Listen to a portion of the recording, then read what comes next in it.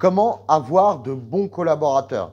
C'est vrai qu'on sait tous à quel point il est important d'avoir des bons collaborateurs, d'être bien entouré, mais très peu de personnes savent comment faire, savent comment véritablement être entouré de leaders comme nous, inspirants, qui peuvent apporter beaucoup plus dans nos industries. C'est vrai que c'est important d'avoir également des personnes sur qui on peut compter, qu'on puisse s'absenter plusieurs jours sans que notre entreprise soit en péril, et je dirais même que ça ne lui arrête pas sa croissance. Qu'on puisse se reposer, être moins stressé, moins angoissé, parce qu'on sait que tout ne repose pas sur nos épaules, que le matin, notre entreprise sera ouverte quoi qu'il arrive. Ça, c'est hyper important, que nos clients seront toujours bien reçus, avec une bonne humeur, dans les valeurs de l'entreprise. Donc, c'est hyper important d'avoir des bons collaborateurs. Aujourd'hui, je vais vous partager les 3 erreurs qu'on rencontre le plus souvent dans nos accompagnements, mais pas que, puisque je suis moi également entrepreneur depuis 30 ans et j'ai eu l'occasion d'être confronté à ces erreurs-là, puisque je n'ai pas toujours eu la connaissance que j'ai actuellement. C'est pour ça que je vous la partage. Tout d'abord, je voudrais me présenter. Je m'appelle Hervé-Éric Charbonnier, je suis consultant, coach. J'accompagne les entrepreneurs à développer un business qui ait plus de sens et qui soit surtout en adéquation avec qui ils sont réellement. Je suis également et avant tout entrepreneur depuis 30 ans, donc effectivement, je connais bien le milieu du commerce, de l'artisanat, de l'entrepreneuriat en général. Et c'est pour ça que je vous partage ces petites capsules pour vous permettre à vous aussi d'évoluer, de mettre un peu plus de fun dans vos entreprises. Parce que c'est ça le but d'avoir des bons collaborateurs. C'est que ça soit un peu plus fun et un peu plus agréable, que vous puissiez travailler dans de bonnes conditions et que vous puissiez vous épanouir pour que votre entreprise se développe comme elle devrait se développer. Ce n'est pas toujours évident, on sait à quel point ça peut être compliqué. C'est pour ça qu'aujourd'hui, je vous partage ces 3 clés. On va commencer tout de suite par l'erreur numéro 1 rencontrée le plus souvent, c'est dans le choix. Parce que on est un peu tous pareils, quand on regarde un petit peu les annonces, quand on regarde soit les journaux, les sites, les annonces pour trouver les recherches d'emploi, c'est toujours recherche, qualifié et avec expérience. Donc ça veut dire que ça peut être un boulanger, un serveur, un coach, enfin peu importe avec qui vous voulez vous entourer, mais on cherche toujours les compétences. Et ça, c'est OK si vous avez des grosses boîtes avec plusieurs dizaines de salariés, plusieurs centaines, peut-être des milliers. Là, OK, on va regarder un CV, on va regarder les compétences parce qu'on a besoin de compétences. Ou alors, peut-être que vous avez besoin en ce cas-là d'un chirurgien et là, effectivement, il vaut mieux être diplômé. Mais sinon, vous avez surtout besoin d'autre chose. Vous avez besoin de personnes qui partagent votre vision, premièrement, la vision de votre entreprise, et dans un deuxième temps, des personnes qui partagent les valeurs de l'entreprise et vos propres valeurs, que ça soit en adéquation. Et dans un dernier temps, les compétences, parce que les compétences, ça peut s'acquérir. Parce que vous savez, c'est à quel point c'est important de regarder les valeurs de quelqu'un, les valeurs si elles sont en adéquation, parce qu'on va arriver au deuxième point tout de suite, c'est les conflits. Qu'est-ce qui provoque en général beaucoup les conflits? Il y a 2 choses. Premièrement, quand on s'embrouille, quand vous êtes avec quelqu'un, un collaborateur depuis des semaines, des mois, voire des années, quand vous embrouillez, ce n'est pas pour un problème de compétence. C'est en général pour un problème de valeur. C'est exactement comme dans un couple, quand vous prenez la tête avec monsieur ou madame, ce n'est pas pour la broutille qui a été faite ou dite, c'est plutôt quelle valeur il a froissé chez moi pour que ça me mette dans un état comme ça, ou quelle valeur j'ai froissé chez lui ou chez elle pour que ça le mette dans un état comme ça. Donc vous voyez, c'est les valeurs, à quel point ça peut être important, parce que c'est souvent là qu'arrivent les clashs à un moment donné. Donc important de clarifier les valeurs et de voir si les valeurs sont en adéquation, et surtout aussi dans les moments, dans les erreurs numéro 2, l'erreur sur les conflits, c'est qu'on ne remet pas en cause les valeurs, et c'est important de partager sa vision pour que tout le monde soit OK. Ensuite, la deuxième chose dans les conflits, c'est le manque de reconnaissance. On a, surtout les entrepreneurs, on est débordés, etc. On a tendance à oublier d'être reconnaissant avec les gens qui sont là, qui bossent pour nous, et pourtant, ce n'est pas leur société, mais souvent se donnent beaucoup de leur vie. Donc, je trouve que c'est important d'être reconnaissant.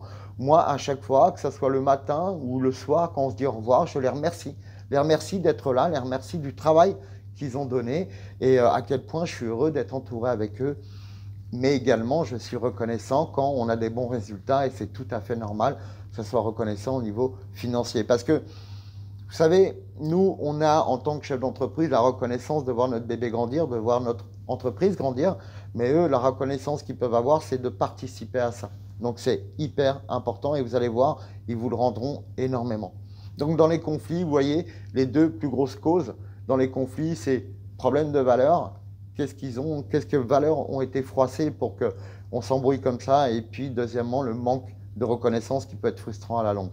Et la troisième erreur la plus souvent rencontrée malheureusement, c'est dans la relation, parce que on se trompe un peu avec la relation qu'on doit avoir avec nos collaborateurs, parce qu'en réalité, peu importe votre personnalité, peu importe qui vous êtes, peut-être que vous voyez vos collaborateurs, vous les tutoyez, peut-être que vous faites la fête avec, peut-être que voilà, c'est juste comme ça que pour le boulot, mais peu importe la relation que vous avez, fait qu'elle soit soutenue par un cadre professionnel, c'est important.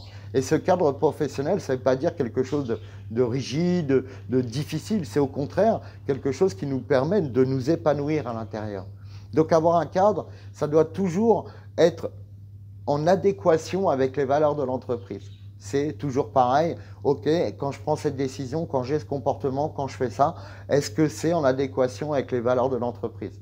Quand je suis en relation client, et ça c'est très important, en SAV, quand on a un problème avec un client, il suffit de regarder les valeurs, ok, quel comportement je dois adopter, je regarde les valeurs, si c'est l'excellence, le service et la bienveillance, et ben hop, hop, hop, qu'est-ce que je peux faire pour vous, pour réparer cette erreur? Et voilà, et comme ça on arrive à avancer. Donc dans la relation, c'est hyper important, premièrement, de cadrer la relation. Ensuite, c'est important aussi que nos collaborateurs puissent grandir grâce à nous. Donc pour les faire grandir, vous savez, j'entends souvent, j'ai tendance à répéter 50 fois la même chose, mais c'est jamais fait. Et c'est vrai qu'on a tendance à dire les choses, alors on croit que les gens nous écoutent, mais en vrai, ils nous entendent, ils ne nous écoutent pas. Donc pour qu'ils écoutent vraiment, il faut que ça vienne d'eux. Il faut que ça soit eux qui trouvent la solution. Donc l'idéal, c'est d'avoir un comportement assertif. Assertif, c'est de permettre à l'autre de grandir. Donc, permettre à l'autre de prendre conscience, de le confronter finalement, c'est le permettre à lui de donner des réponses. Je vais m'expliquer dans 2 minutes. C'est-à-dire, quand par exemple vous avez un collaborateur et puis vous savez que de temps en temps il est capable de mieux faire et que bon, il a dû laisser aller.